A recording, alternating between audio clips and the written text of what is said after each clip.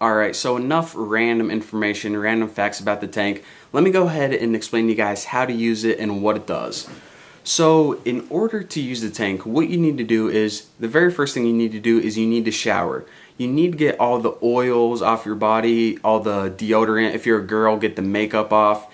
Everything that's on your body, because this water, you don't just change it out every day. It stays in there for about a year before you need to change it out.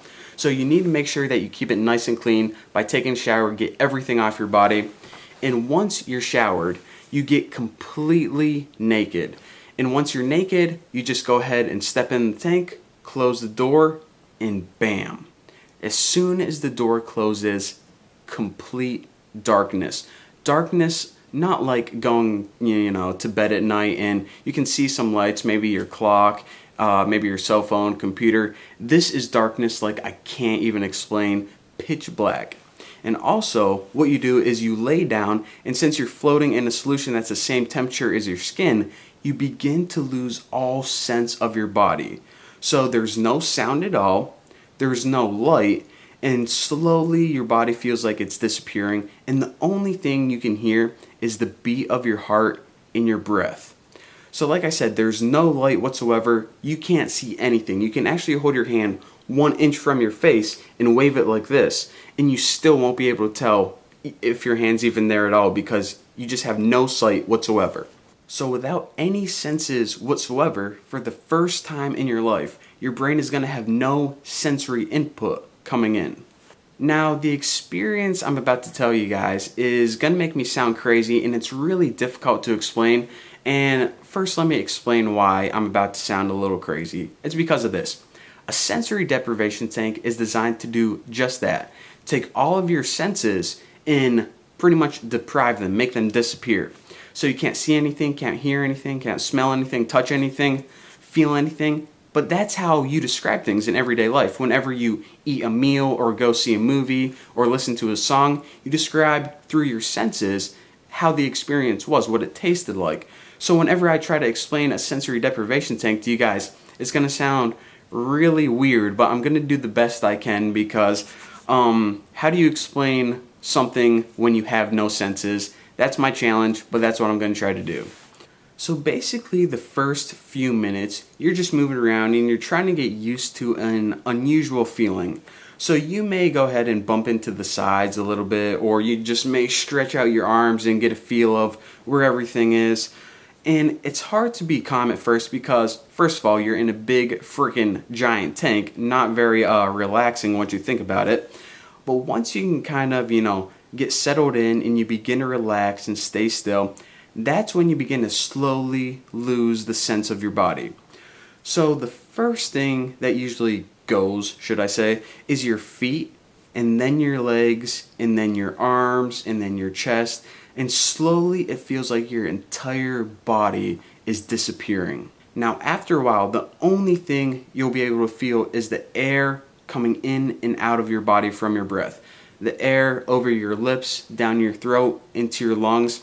So basically, a good way to practice this is that's the only thing you can concentrate on, and that can kind of take your mind off being in a big freaking tank for the first time. Just concentrate on your breath. It's going to be the only thing you're going to be able to feel, so just focus on that.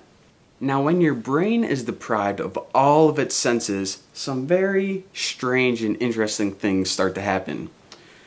Like I said, for the very first time in your life, your mind's going to be free of every single distraction. It's going to have no outside stimuli, and it's going to be like the brain 2.0. So every thought, idea, every memory in your brain becomes incredibly clear. The first thing you usually start to do is you analyze things in completely different ways. And a cool thing that happens with your memories is memories that you may not even realize that you had in your brain, they start to bubble up and they're kind of amazing. I remember the first time that I ever got in a tank, it was, several months ago, how I was able to vividly remember a bunch of details from whenever I grew up. I lived in Pittsburgh, that was about 15 years ago.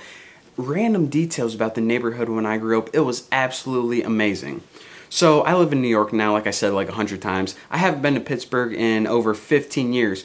but for some reason I could instantly remember street names, objects in people's lawns, the types of cars that my neighbors drove, the types of flowers and the colors of mulch in the playground next to my house, things that I didn't even realize were in my brain. These were memories that were never consciously stored in my brain, yet they were clear and vivid like I was standing right there.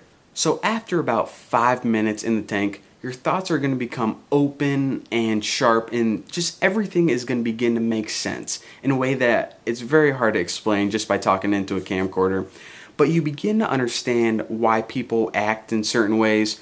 Things like, oh, that's why my sister wasn't talking to me at dinner. She wasn't mad at me. She was just nervous about her speech tomorrow. Thinking about things in ways that, you didn't before, but now everything is making sense. So, like I said, after about 5 to 10 minutes, I also begin to analyze the different pieces of my life part by part. And you begin to see the grand design of your life and how different people and things have influenced you in different ways. And you have a better understanding, or at least I do, of why I am the way that I am and how to improve the way that I live and how I just can look at things in ways that I never did before. And I just don't have thoughts about me, myself. I begin to think about other things, other people, reality, the universe, how everything is put together. And I start to realize just how perfect, how improbable and crazy everything really is.